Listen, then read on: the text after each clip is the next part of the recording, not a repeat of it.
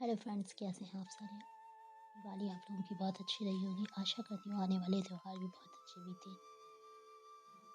तो आज की जो स्टोरी है उससे पहले आज का जो लेटेस्ट हमारा टॉपिक चल रहा है, जो आजकल बहुत वायरल भी हो रहा है और जिससे एक आम आदमी से लेके गवर्नमेंट तक जूझ रही है, इस टॉपिक को एक बार बात कर लेते हैं।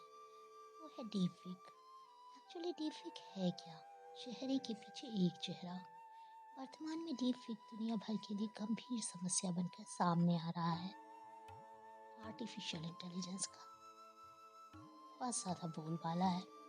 जहाँ देखो ए आई।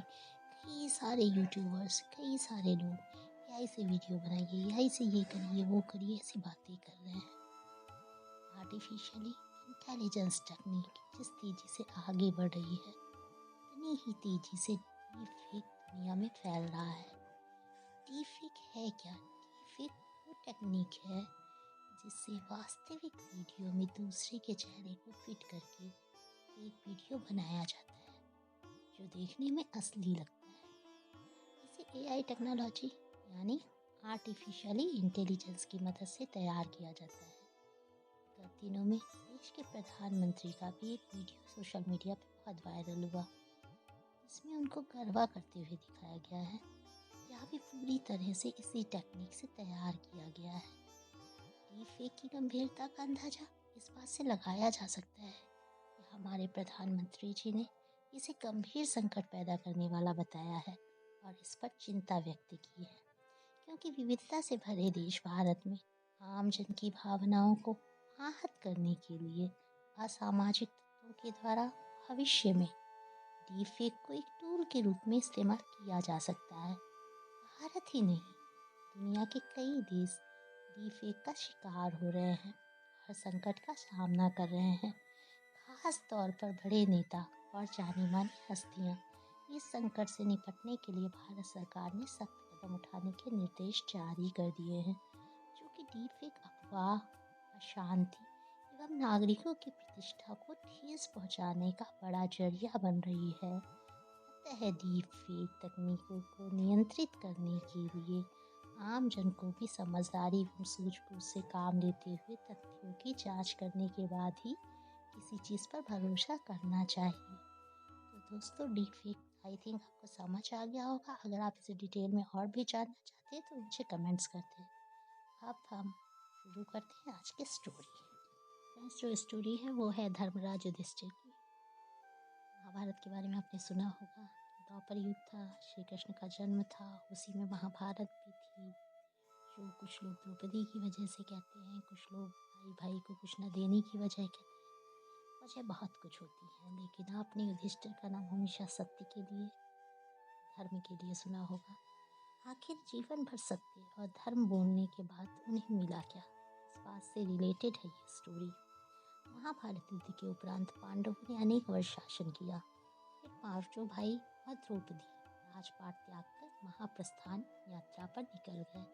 तभी कहीं से एक कुत्ता आया और पांडवों के साथ चल दिया। पांडव आगे बढ़ रहे थे कि तभी द्रौपदी लड़खड़ाकर गिर पड़ी। अब पांचों पांडवों के नाम तो आपको पता है।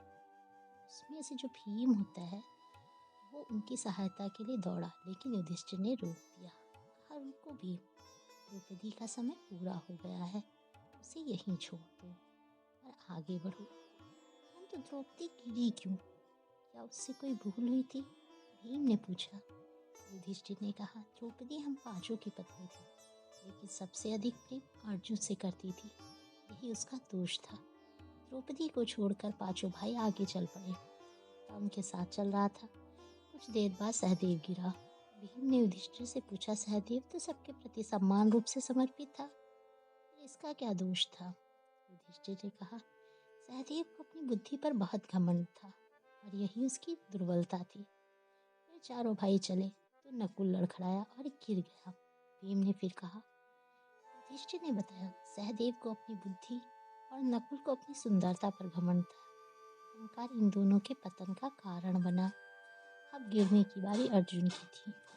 अर्जुन को गिरता देखकर भी युधिष्ठिर चलते रहे। उन्होंने भीम से कहा, अर्जुन को घमंड था कि वह शत्रु सेना का अकेले संहार कर सकता है, इसीलिए उसकी यात्रा भी अधूरी रह गई। भीम और युधिष्ठिर के साथ अब मार्ग में केवल कुत्ता चल रहा था। कुछ ही क्षण बाद महाबली भीम फिसलकर नीचे गिरने लगे। उसने अपने गिरने का कारण पूछा। युधिष्ठिर ने कहा, तुमने दो भूल की है।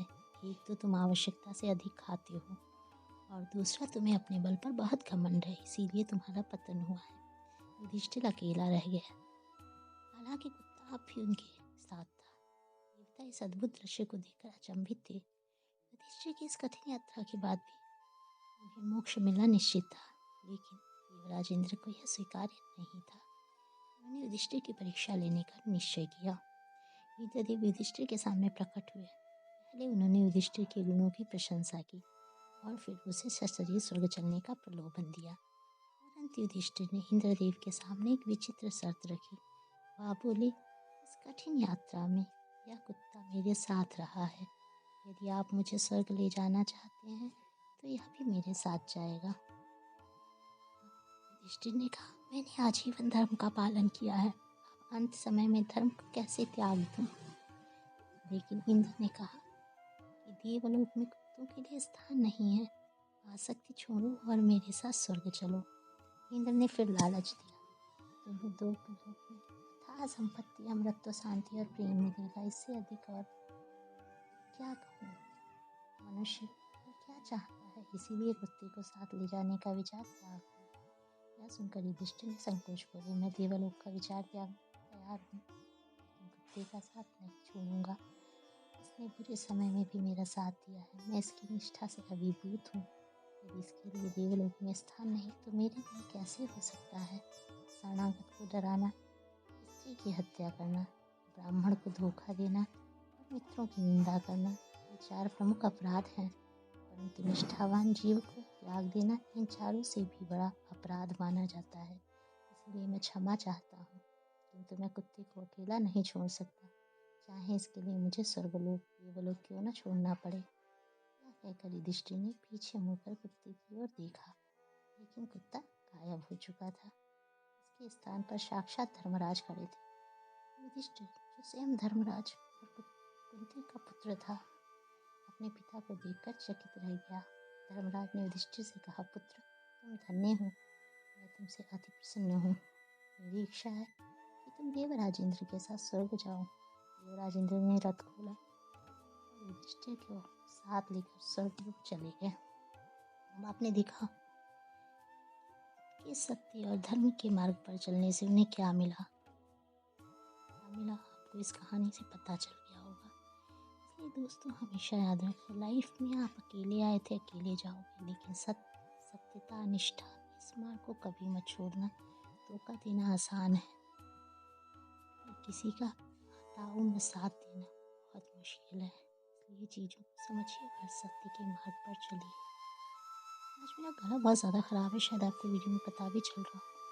इसके लिए